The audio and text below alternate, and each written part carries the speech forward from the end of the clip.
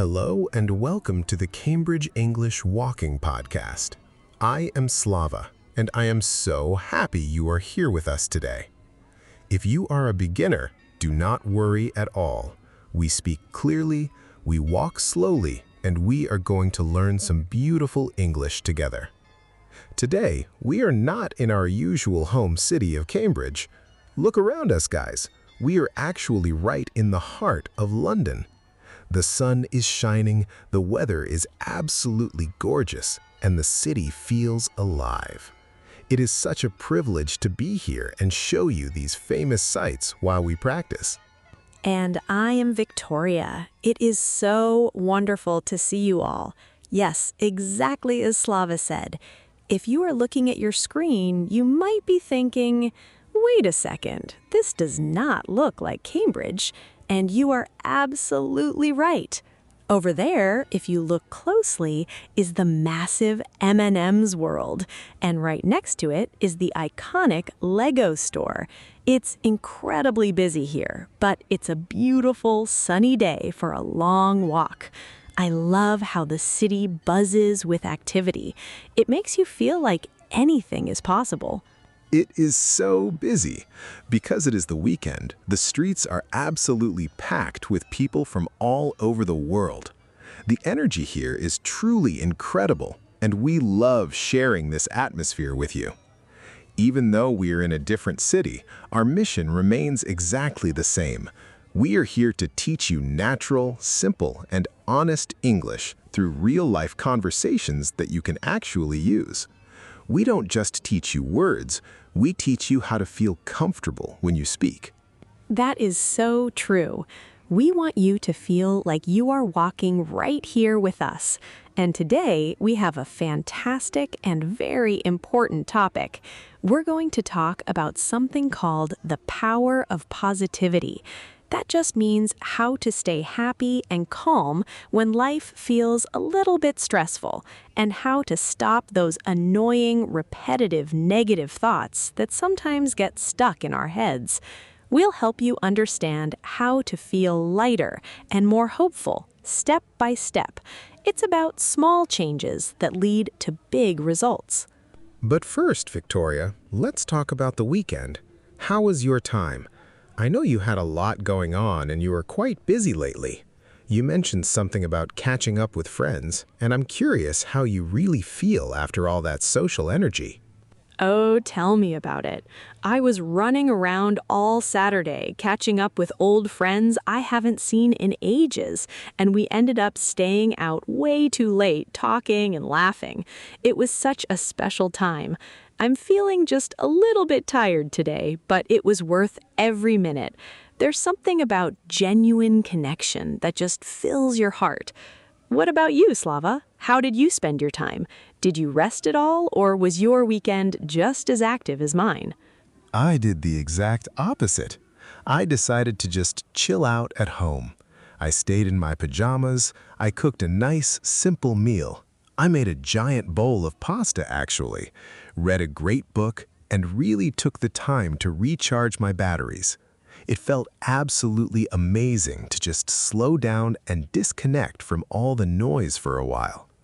Sometimes doing nothing is the best thing you can do for your brain. You don't have to be productive every single hour to be valuable. That's so true. I think we all need that sometimes. You know, Sundays can be tricky for a lot of people. You're sitting on the sofa, trying to relax, but your brain starts whispering, "Tomorrow is Monday." Your body is resting, but your mind is already at work, answering emails, worrying about deadlines, and stressing out about the morning traffic. It's a very common feeling, isn't it? That internal pressure we put on ourselves to be ready for the new week before the old one has even ended. Exactly. Some people call it the Sunday blues. So whether you're listening to this on a relaxing Sunday, or you're already on the go on a busy Monday morning, walking to work, commuting on the train, or washing the dishes, we want to give you some genuinely good energy today. It's all about your mindset and how you choose to see the day. It's not about what happens to you, but how you react to it. We definitely don't need more stress or unnecessary pressure in our lives. We need positive vibes. We need thoughts that give us energy instead of stealing it. And by the way, this episode is perfect for B1 and B2 learners because we use very natural language. Yes, and if you are an A2 learner, don't worry, stick with us. You will learn so much today. If some parts feel difficult or too fast, it's totally okay. You can always listen again, pause, or rewind.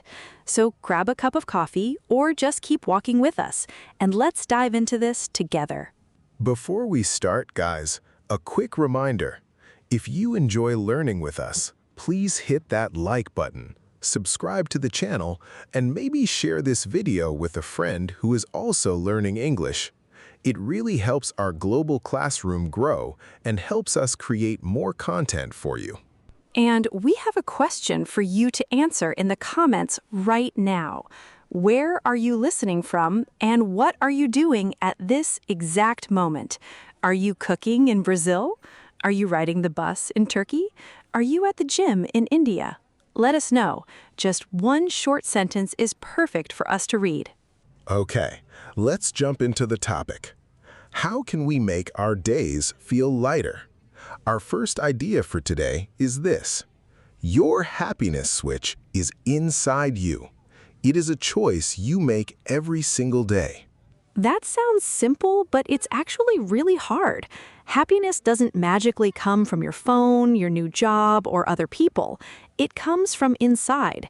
But trust me, I am not saying just smile and be happy. It's not that easy. Sometimes I literally wake up on the wrong side of the bed and feel like nothing is going right. Oh, I know those days so well. You open your eyes and your brain immediately starts to dwell on every single problem. You think about the bills you have to pay, the mistakes you made last week, the emails you forgot to send, and the things you didn't finish. Exactly. To dwell on something means you sit with a negative thought and replay it in your head again and again. And when we dwell on negative thoughts, we start to feel weighed down, like we are carrying a heavy backpack full of rocks on our chest. It stops us from moving forward. Just last month, I had a day exactly like that. I woke up, looked at the massive list of things we needed to film and edit for the YouTube channel, and my outlook was completely negative. My outlook, meaning the way I look at life, was just gray. I felt like I was failing at everything. Did you do anything to change it, or did you stay in that mood all day? At first, no.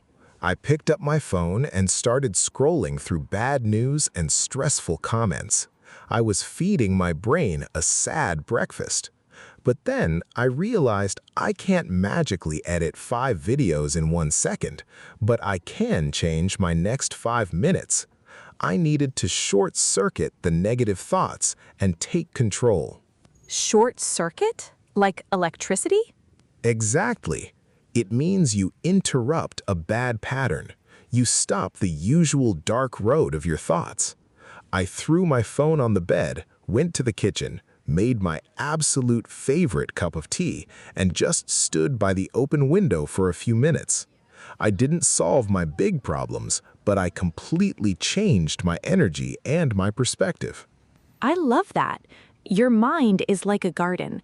If you don't choose what to plant there, wild weeds will grow by themselves. Negative news, old memories, other people's drama, those are the wild weeds.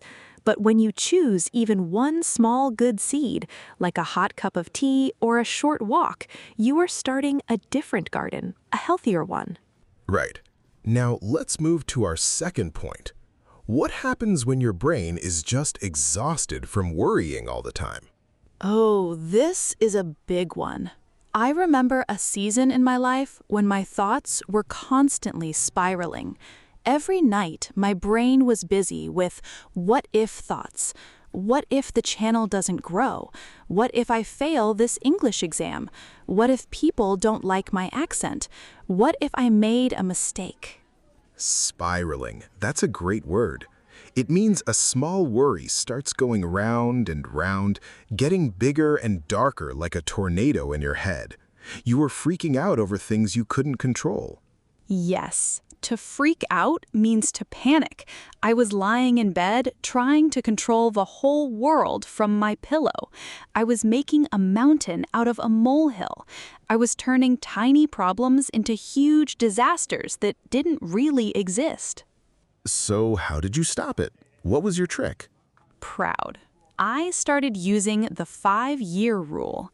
I asked myself, will this problem matter in 5 years? If the answer is no, then I don't give it 5 minutes of my energy. Ooh, I like that.